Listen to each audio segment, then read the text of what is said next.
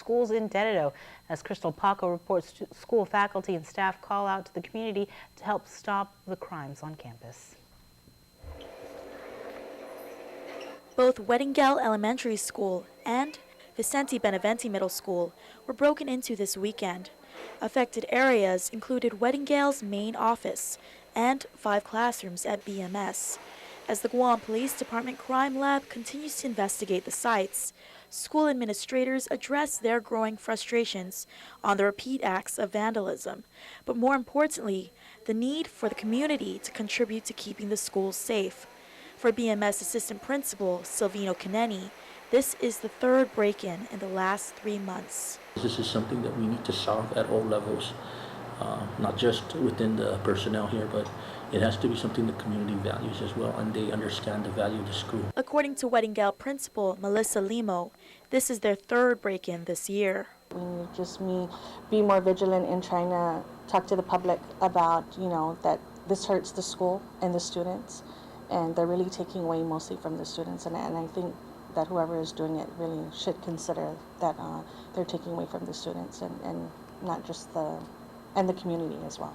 We don't look the other way when schools are vandalized or public property is vandalized, because it's the community that gets hurt by this. According to Speaker Judy Wampat, Chair of Education, a roundtable discussion is scheduled for Tuesday night to address the rash of school break-ins.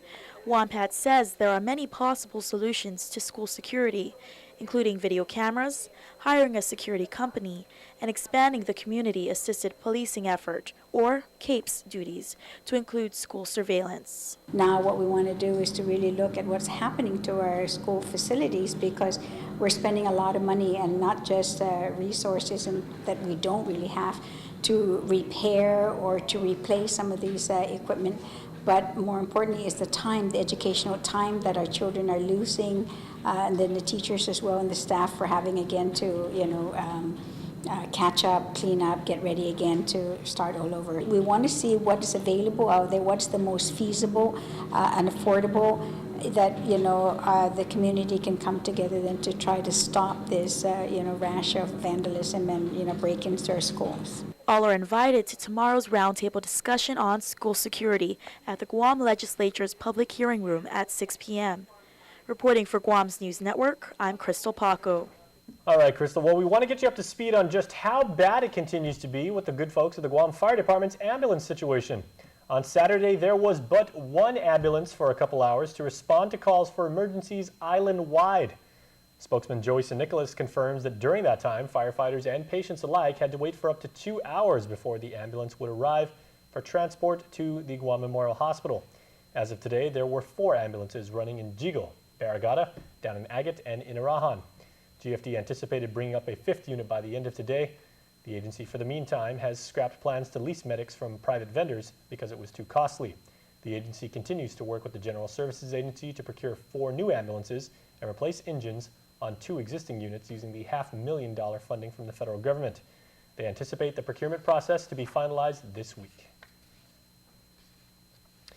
And GPD Chief of Police Fred Berdallo and Homeland Security Advisor James McDonald recently attended the 2011 Aspen Security Forum in Colorado, learning about the latest Homeland Security issues the Obama administration has planned to address and the Homeland Defense challenges America faces.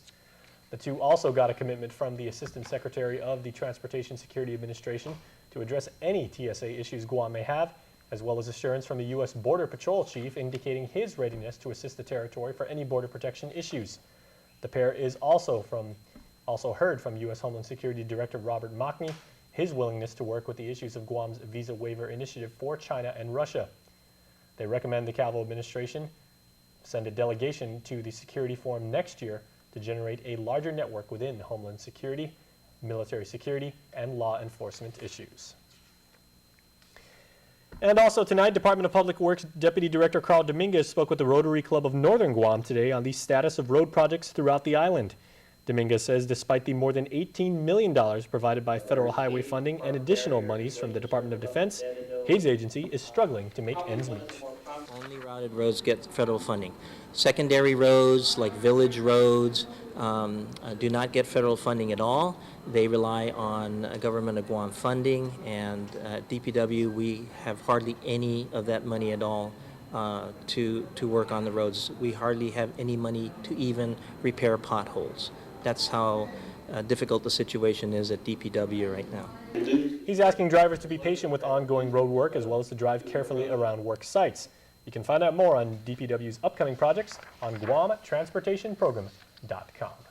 Stay tuned. Sports is next. Sagi Chamorro. Special thanks to the Horao Academy. Visit them on Facebook or call 472-5858. Hafade, Guahu si Kalatuta. The word of the day is ali'i, see each other. Ali'i. Adios. If you're looking for a ride, there's someplace you need to be. Come let us